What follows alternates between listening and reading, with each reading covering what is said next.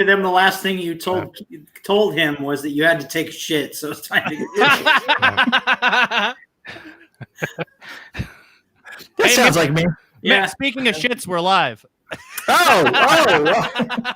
Well, shit. Yeah, really. So that the wait a minute. Wait. Let me climb out of this little plastic bag. Yeah. Oh, so yeah. So this is happening. I decided to bring on a couple of friends of mine to talk about intellectual pursuits.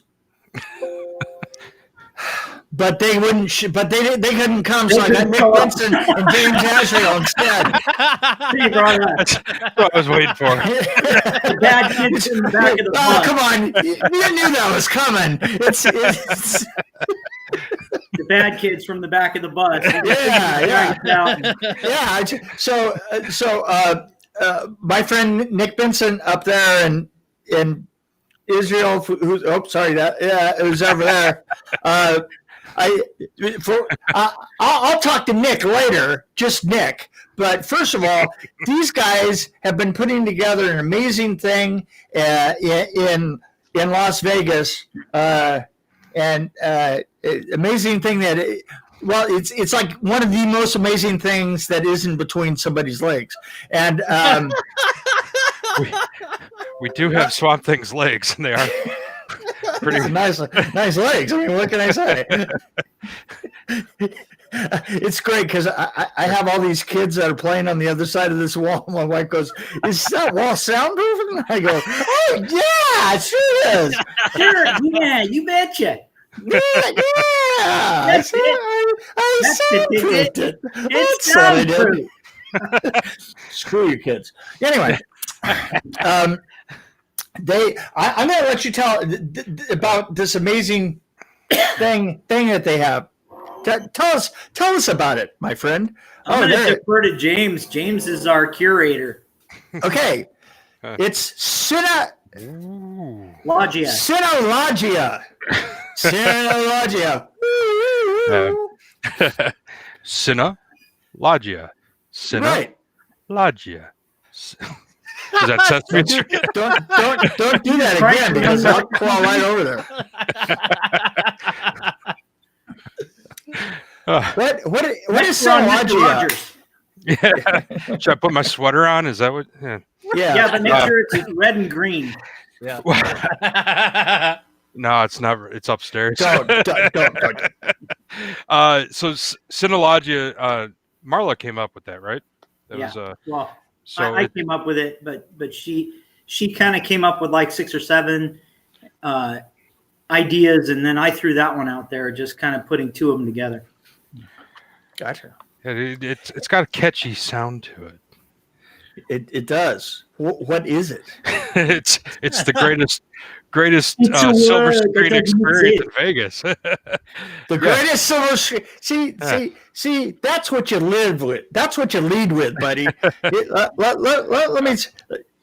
Sinologia? You're asking about what Sinologia is?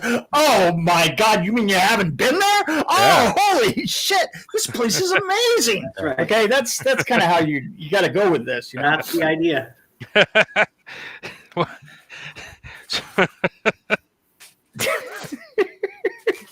You gonna make it there, James? Oh my God! He might not. He won't survive us. He won't survive us, Mick. Yeah. So Sinologia. So do you want me to define the word? Is that what you want? No, God, no. Okay, I want you to tell me. I want you to tell me. Plug your stuff. Tell us what it is. Go nuts. Plug your stuff. So about 6 years ago, I started the nonprofit traveling museum, the HSPPA, Horror Sci-Fi Prop Preservation Association. And we traveled around to conventions, movie theaters, anywhere, and showing the screen used movie props. Right. Giving the close-up experiences and everything. And through that, Nick found me. He actually commented, because I have the little puppet from Nightmare on Elm Street 4 that he One of the soul puppets. Soul puppets. Yeah. And I was actually at a show, and my Facebook popped up, and here's Nick with a video going, "Hey, I worked that puppet." Here's video. and we just started talking and stuff, and then Nick partook in our next book and started doing some shows with us and whatnot. And I guess he was talking to Marla a lot about it, and she used to do art galleries and whatnot. So she came up with this idea of and turns out, I don't think she realized that it was my goal and dream all the time to have a brick and mortar museum location. So as you guys know, definitely from this last month, touring is a bitch. So yeah, I'm with you on that. Yeah. So it just kind of, it's just the meeting of form like minds that had the same goal from, different areas. And so it's a brick and mortar full on, and we're using the term gallery for legal reasons. Mm-hmm. Right.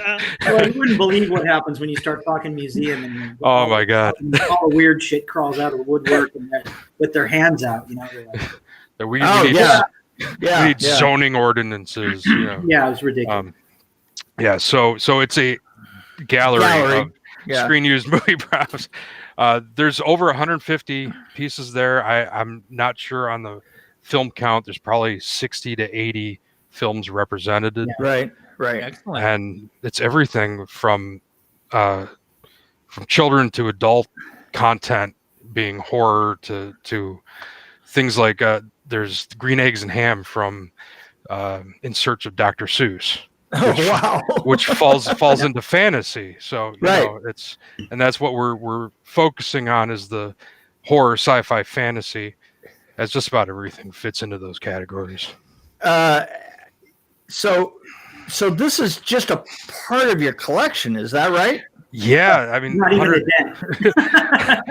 Holy hell! There's I don't know. I've got 3,000 to 4,000 items. Right. And there's about 150. So are you going to plan on cycling them through? Yeah, definitely. Oh, that's great. That's great. Definitely. So if you come to a show 1 month, next month it'll be a different show. I don't know about next month. It's not necessarily a monthly thing. It's more like a couple times a year. Yeah. Couple times a year, yeah. We'll be changing the displays out.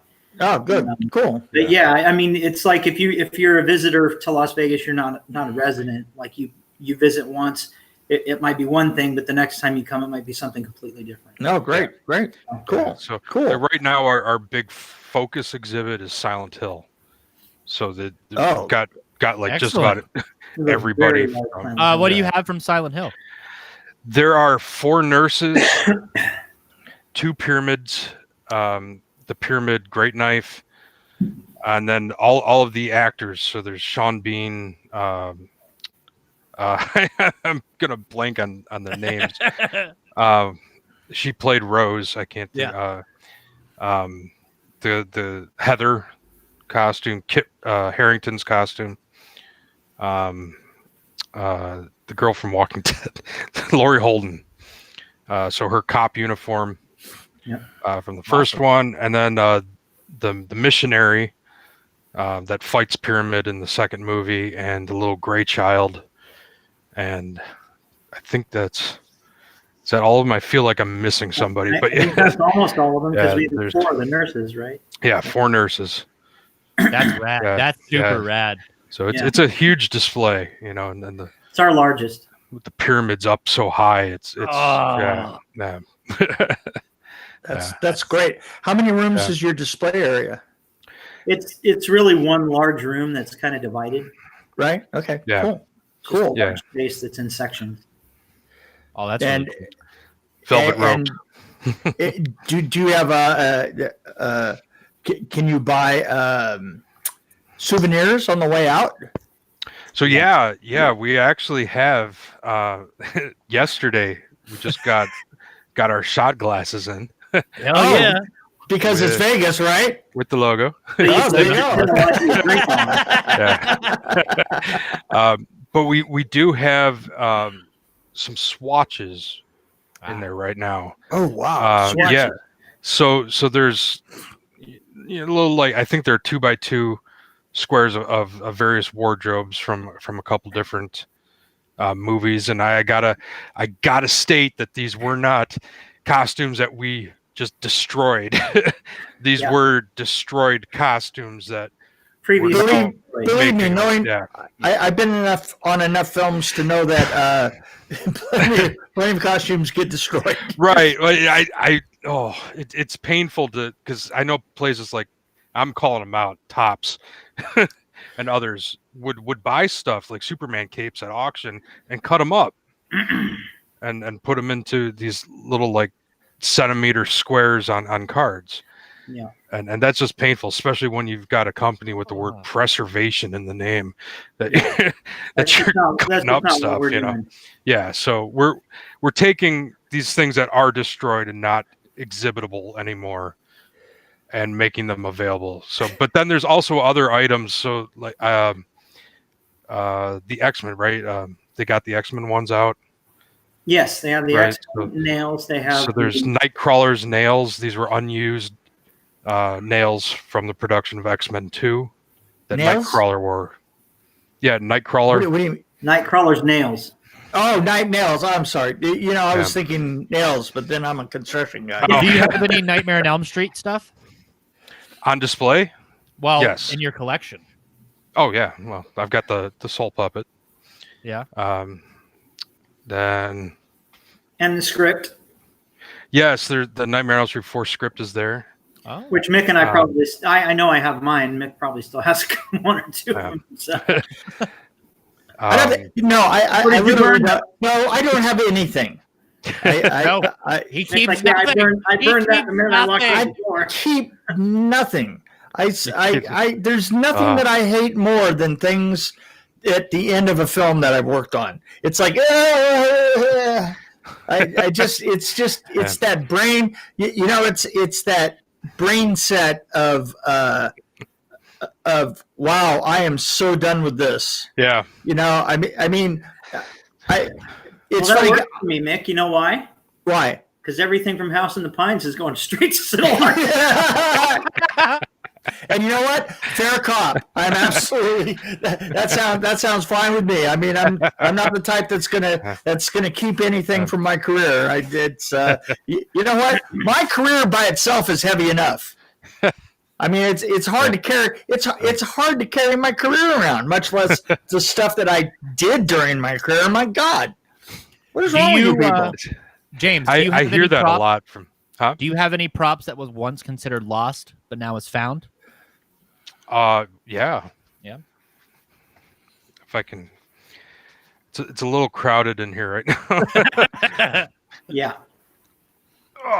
Tried to put a dent in the stuff in his house, but we didn't.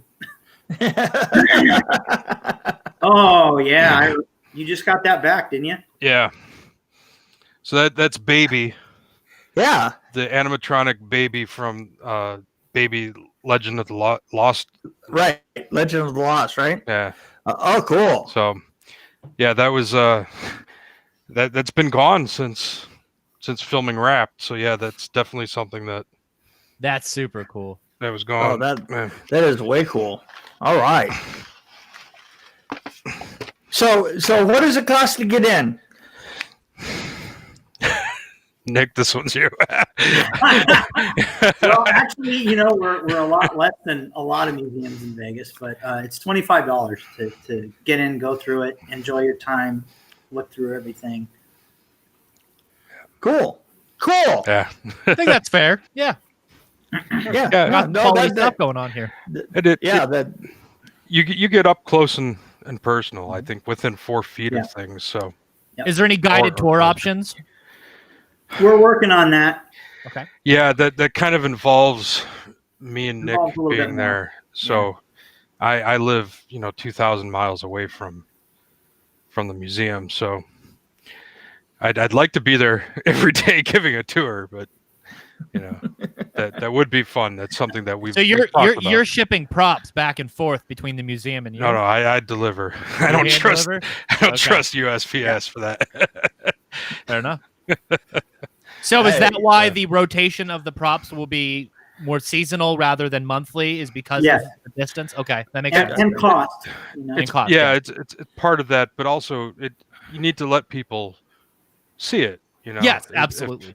If you're ripping it all out every couple days or a month, you know. Well, and like I'll use this as an example. Like when we tried to open the doors for October, which we are now open. One of the things we wanted to do was carry the holiday season. So we have some pieces in from Nightmare Before Christmas. Oh yeah. Yeah. We have Oh some, wow, you know, cool. we have some really interesting pieces in there. Yeah. So we wanted to keep Yeah. it through the holidays that way, so that it stayed holiday. And Yeah. then once that's over, we'll look at rotating it out again. Yeah. Cool. Yeah. Well, James, I want to thank you for coming by. Hey, thank you. Yeah. This is great, and once more, clearly, right into everybody's face.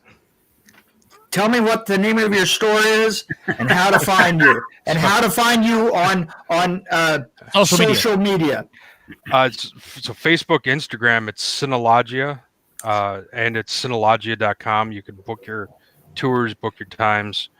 Everything is on the Facebook, on the Insta, and that's about it. And the HSPPA will bring you there too if that's easier to remember. So, yeah. So yeah, Well, that's it. You know. That's cool. And I want to thank you for coming Yeah. by. Yeah, And then, appreciate it, Mick. yeah, and then I Thank you, have, brother. I Appreciate have it. screaming to do to Nick. So Scream see you away, later, man. Later, guys. Oh, wait, there's only half of me. Oh, that's better. Okay, cool. Well, you're twice the man anybody else is. Yeah, I'll get even for that, you little shit. Yeah. So now there was only one. Well, hey, thanks for bringing James by. Yeah, man, no problem. There you go. That was great. Okay, so what was I going to talk to you about? That movie. So the House of the Pines is coming together. Yeah. So just getting the script hammered down now. We should have a finished script in about a week. Yeah, I'm itching to get it, man. I'm itching to get the breakdowns going and Oh yeah, everybody is. and stuff. And now I'm looking all over Tennessee to try and get it worked out here instead of doing it up there, because now that I've gotten close and personal with the northern Atlantic coast, I want to do it in Tennessee. I think it might be easier. Probably. I mean, I would rather just get into my car and drive to the set, or, as it were, just get up and walk to the set on the property. I mean, can't you build yourself a little bed inside the set? I'm like, Oh God, I have. It's the most terrible thing. Oh God, I know you have. That's why I said. you know I have. Yes, it's like fuck you for that. Jesus Christ, that's the worst. Oh God, I believe one of your sleeping spots was the Nightmare on Elm Street 3 back alley, right? it is the back alley. So you got to pretend you were a bum for a day, or what? Oh God, I literally woke up one day and we had a cot in there, right? And you could go in, and the thing that was great about it was that nobody really knew how to get into the alley. I mean, it literally you had to crack the back wall and open it up like that. Oh, there you go. and it was sitting there all through the production. It was like one of the last things that we shot. And so it literally sat all the way along this one wall of the stage. And what I could do is I had set up a cot, and one night I rolled off the cot and I woke up, and I literally woke up with my face in a gutter. And I looked up, and just for a fraction of a second I thought, oh This is God. my life. I knew this was going to happen. I just knew this was going to happen. God damn it. Oh yeah. Wait. Yeah, that was actually a really rough morning, I have to say. So, so it looks like stuff is coming together. I have to say, TJ, Yes. that we have come up with just one of the coolest sequences at the very close to the beginning of the film. I think you're going to like it a lot. It's a really heavy, old-fashioned makeup effect. That's going to. I would say that it was pretty reminiscent of something out of a Sam Raimi film. Yeah. Oh. Yeah. No. I kind of intentionally am gearing it towards the look of Sam Raimi's. Whatever the hell the name of his Evil Dead? Evil Dead films. Yeah. Well, I'm all for that, brother. more, it'll have that Evil Dead 2 kind of feel to it, you know? I mean, but without winding up in a desert in the end. Which, by the way, there was a bizarre choice, wasn't it? Yes, it was. Yeah, I was like, you really wanted to go to the Mideast there? Really? Kind of hard to get used to, but I mean, we're going to have just very much that feel to it. We're going to have a crazy ass monkey creature, which everybody needs a crazy ass monkey creature, right? Oh, everybody does. Yeah. Everybody. This is the monkey creature is going to wind up very soon on a poster, and it's going to be. Best part is he's not even really a creature. Yeah, he's not. Not Very even. unassuming. He's just a little friend, a little glowing friend, a little evil friend. Yeah, a little evil friend. So had a little tour of the eastern coast here recently, and it's a lot of fun. Nick Benson is still on that tour and probably quite ready to go home, I would think. Yeah, a little bit. Yeah, a little bit. Yeah. I have to say that staying out on the road for 3 weeks is certainly very annoying, especially when you come home and everything has got to be done to catch up. You know, it's like, so over it. You know, and it's weird to have been doing that kick back in a hotel room for the most part and get home and like take out the trash and change the cat litter and all the rest of that. It's like, this is just the pits. I can't believe it. But you still prefer that over sitting in a hotel room all day. Yeah. Oh yeah, no, by far. Don't get me wrong. Yeah, trust me, we didn't sit very long in those hotel rooms, Mick and I. Even if we had to go out and search for fucking Keebler elves, So when we had Ken on last week, I asked him, and I'm going to ask you, Nick. So what's it like from your perspective? COVID era conventions, what's it like? Well, it's different. I mean, it's just a different, a whole different paradigm. I guess it's strange because. Everybody's wearing masks, which, is a good thing. I mean, it's a good thing that they've kind of figured that out. Yeah. I think that some things can be handled better. Some things, there's a lot of things that could be done differently, but I think overall it's fairly safe. It is more difficult to figure out what people are emoting. Yeah, no, absolutely. There's like people. I used to better be able to determine if somebody was standing in front of me if they were going to buy something or not. Now, they talk for 10 minutes and then they just turn and wander away, and you go, right? What, were they licking their lips or something all that time or what? I just can't tell. But on the flip side, you can like make faces at somebody and they'll never know. So, I mean, the problem is that the rest of my face is a tool that I use, because you know what? I'm not like those stars out there. I have to track people down and kill them when I'm at when I'm at a con. You know, I mean, you know, let's put it this way, because Ken is one of the best, because Ken can sit there and people come to him left and right, but he thinks it's funny because I'll track people down from 30 feet out. Yeah, and I have this way about me. He goes, "Hey, king of the panhandlers, get your ass over here," and I'm not kidding.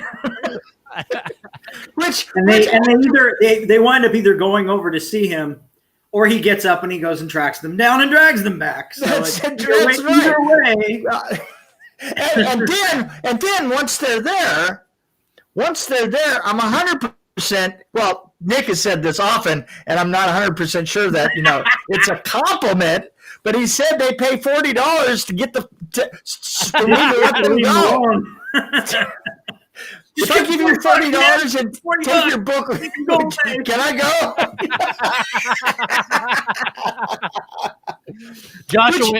Joshua Rainey says in the comments he threatened to track us down if we didn't attend his panel. That's right. I have done that. I literally, you know what? There is no really awful thing that I haven't done. You know, to get. But that's TJ. That's what I'm talking about. Before Mick got on, that's what I was talking about. He's not afraid of anything. You can't scare this motherfucker. You can't. and the thing is I've taken signing books to an all-time art. I mean, I think I'm better at signing them than I am at writing them by far. You need to write a book of insults, Mick. Yeah, well, you know what? Literally, that sort of thing writes itself, because it already has. All I have to do is collect all the ones that I've got out there, right? Right. Oh yeah, no. It surprised me, because in the end, I was actually doing really well. For me, I have going out with the book and using my my age-old tag. I think actually the thing is I've gotten the best. I've just gotten better at tracking and killing people. I literally have tracked people. The last place that we went, I literally tracked people all the way up to the refreshment bar, and then attacked them because they were standing still. So you're stuck in between like the world's greatest panhandler and the world's greatest huntsman. They didn't have a choice. That's right. That's right. God damn it! Come back here. Come back. Oh, by the way, that hot dog looks delicious. Thank you. Yes, he's the gypsy huntsman of horror cons. That's right. But it's a disadvantage being a behind the scenes guy. Yes. Yeah, and the thing is that won't have changed even when we get to when we get the movie done. That's true. Because I'll still be the behind the scenes guy. Yeah. So I will continue to track people down. It's not like it isn't fun. I mean, I watch them turn and run. And then in the background, we're placing bets on whether they're going to outrun him or not. Yeah. The great thing is the thing that really, really attracts me is that look in somebody's eye when they're 30 feet away and they realize that I'm looking at them and they're like, shit. And the thing is I got you. I'm coming to get you. That's why I love being on the road with you, Mick, because it's just always it's always free entertainment for me. I've witnessed his shenanigans in person once. One time, Mick shut down a 7.5 hour long Robert Englund line on a phone.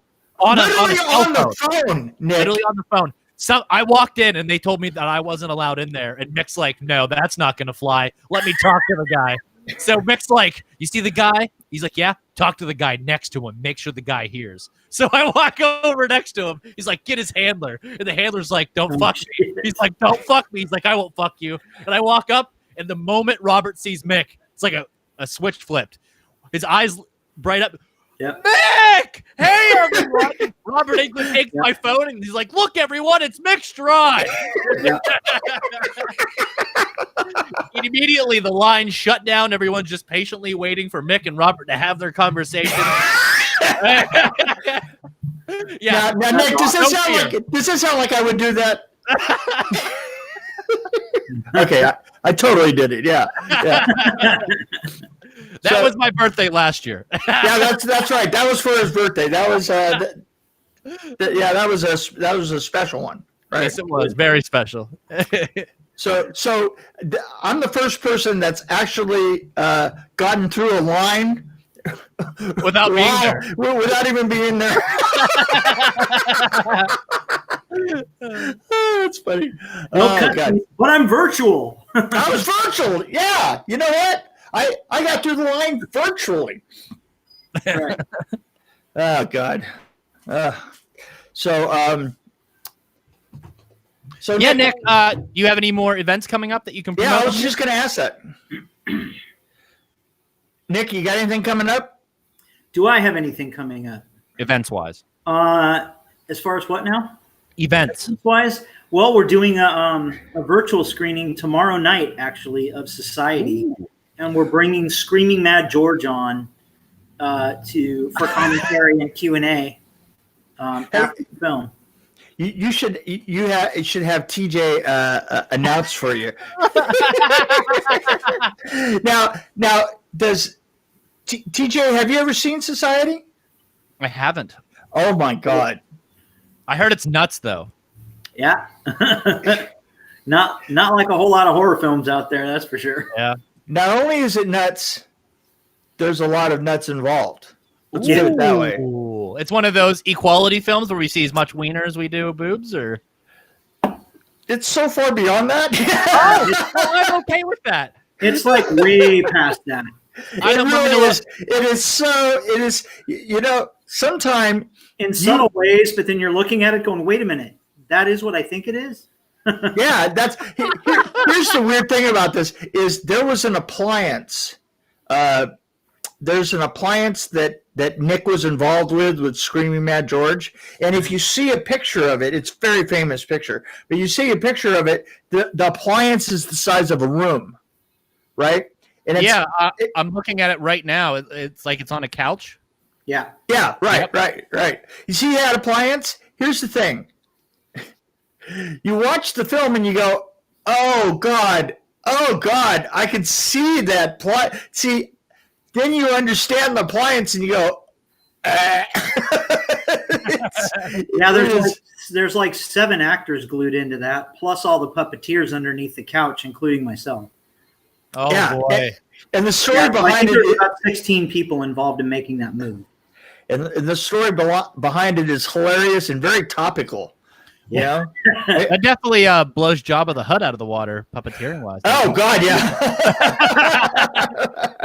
and when you say blows, you would not believe how eerily accurate that is. Oh boy! Oh, okay.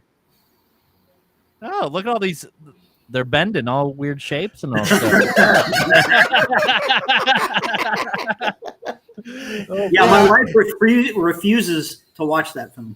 Oh yeah! Oh wow! She saw my behind-the-scenes interview on the Blu-ray, and there's a quick shot of a hand on an ass that's like the hand's melting into it, and she's like, "Oh no, I'm never watching that ever." Yeah. You know, after watching it, you go, I'm not 100% sure that I should be watching this ever either. Of course, when Mick saw it, he was like, "Oh, I could watch that." Yeah, I could watch that. Yeah, And we did. We did, right? we did. Hell yeah. And then you were scarred for a while, I think. Yeah, I was like,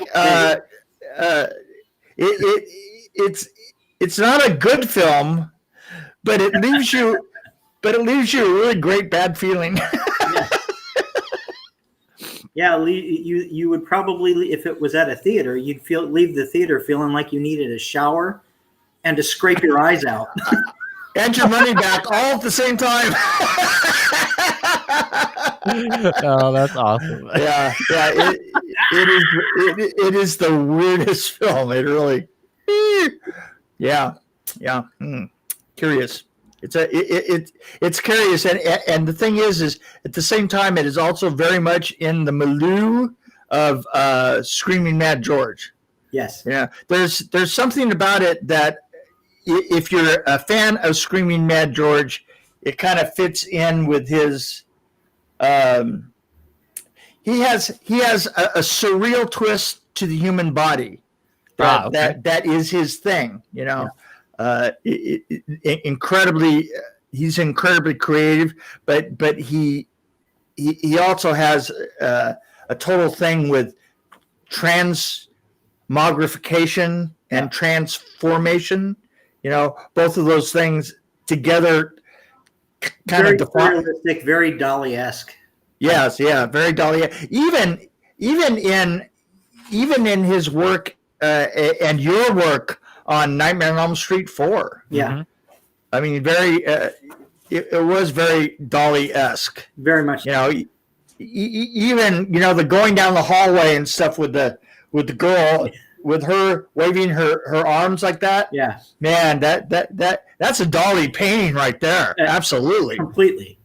Just by itself, just that scene right there, and you could you could paint over it, the way that they do. Just paint over it and sign it Salvador Dali, and nobody'd look twice.